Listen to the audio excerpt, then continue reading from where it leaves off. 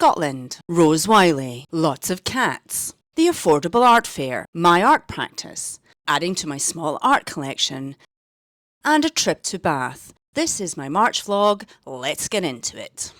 Hello and welcome back to the channel. If you're new here, my name is Jenna. I am an artist trying to get back to my practice after a couple of years break.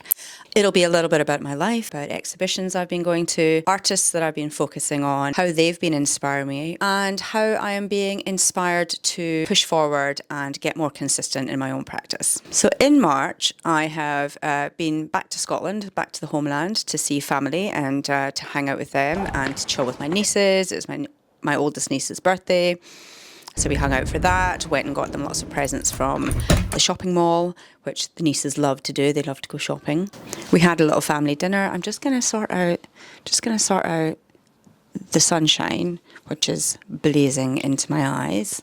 Been to some exhibitions this month. I was very fortunate to get down to see the Rose Wylie exhibition at the Royal Academy here in London. Rose Wylie is not an artist that I'm massively familiar with. I have seen one of her exhibitions many, many years ago at the Serpentine Gallery here in London at Hyde Park, and was intrigued by her work, was interested in her work, but was not somebody that I was kind of overly interested in. However, this kind of second visit to see her work, to see a bit of a retrospective of her work, and I am making a full video of her work, where I will dissect my feelings about her exhibition, about her work, parts and moments and aspects of her work that I enjoy, what doesn't work for me, and kind of what I feel about her practice and about her approach to her work might be relevant to my own practice and my approach to my work. So there will be a video about that coming up, probably after this one, maybe before this one. I'm not sure what the order is going to be, but there will be a video of my visit to Rose Wylie's exhibition. As always, in every month, there are always a million cats I need to look after, not only our 3 cats at home, but various cats that I look after as part of my business. So there were lots of little kitties that I was looking after, including my friend who lives down in Bath. She was away for a couple of days and asked if I would go and house sit and look after her little cats, Mousy and Lolly, who are absolutely adorable. They are just about 2 years old now, so they're still kind of in their kitten phase.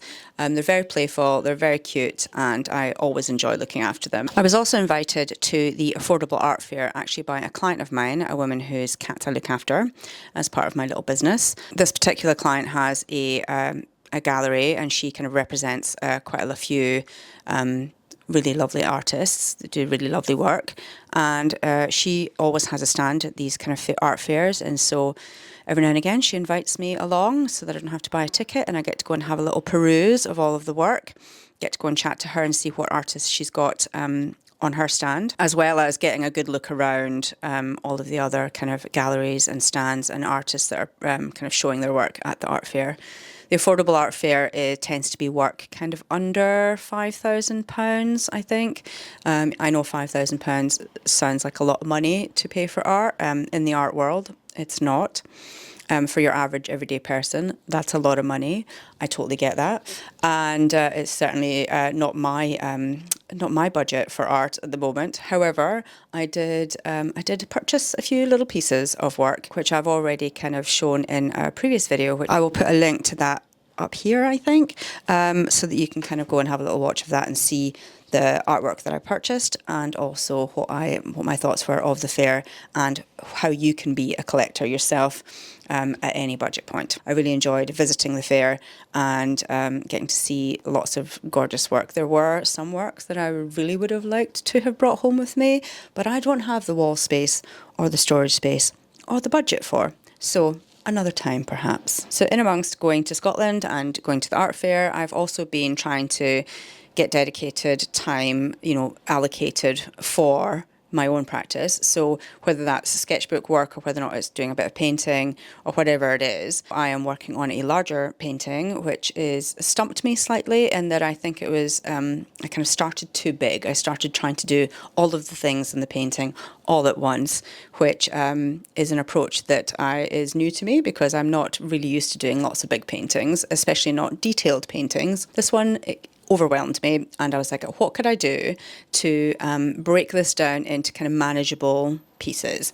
I wanted to kind of take the same concept, the same kind of composition, and try it out on different bits of paper in my sketchbook using different media and just to see how I could resolve it slightly in a different way. So I did a kind of an illustrative kind of style of painting, same composition with the cats on my bed, and I kind of recreated it on a piece of paper, I was painting with gouache and with watercolour, and then kind of added a bit of mixed media with pencils and stuff when I completed it. That was really enjoyable, actually. I'm not an illustrator. I don't aim to be an illustrator. It's not really my style. I want to continue to kind of be a fine artist, painter. That kind of style and that kind of way of painting might come out in my work as I develop. But for now, I'm not aiming to be an illustrator. I'm not aiming to kind of position myself as an illustrator. But this kind of style of painting, I really, really enjoyed it. It kind of loosened me up a little bit and allowed me to kind of do something different. And also, I was able to kind of complete something in a relatively short time. I think I did it over 1 or 2 days, and it allowed just a little bit of freedom and not to be too precious about the larger painting and getting that right. So I really enjoyed that. It was a good little exercise, and I did quite a lot of other kind of sketchbook work, which I will probably show you in another video. I'll probably reveal the rest of the kind of sketchbook work that I did in another video, so you can kind of see how I developed this particular piece. And also I'm hoping to try and get back to painting the bigger painting in the next couple of weeks. We shall see how we go. So I think this is my 4th visit to Bath now. I have been a couple of times before since my friend moved down there in April last year. I've been down to visit her, obviously, and this time I was looking after the kitty cats for her. So it was a nice, chill, relaxed week. I kind of had her house to myself, just me and the cats. And so every day I would go out for a bit of a little bit of a walk along the River Avon, which was really pretty. It was cold the first day I went, so it wasn't that pleasant to be kind of sitting on the little bench and doing some sketches, but I did actually sit on a bench and did some sketches, so that was cute. And went for a few walks into town, always. She's only about 10 minutes from the kind of city centre, so it's a nice walk, and I kind of wanted to get out and do some exercise every day, so I did that. I actually was really good with my sketchbook and was really good about kind of sketching and painting and kind of capturing the cats as they were doing bits and pieces, and really just kind of getting into my kind of sketchbook practice, which was really lovely. I really enjoyed it. I managed to get some video editing done as well, which is, you know, my eternal job, it would seem. Apart from looking after cats, my second job is editing videos. But I do love it. I do enjoy it. So that's fortunate. And I was able to get that done when I was there as well. So it was a really lovely little trip to Bath. I kind of purchased a few bits and pieces, as you always do.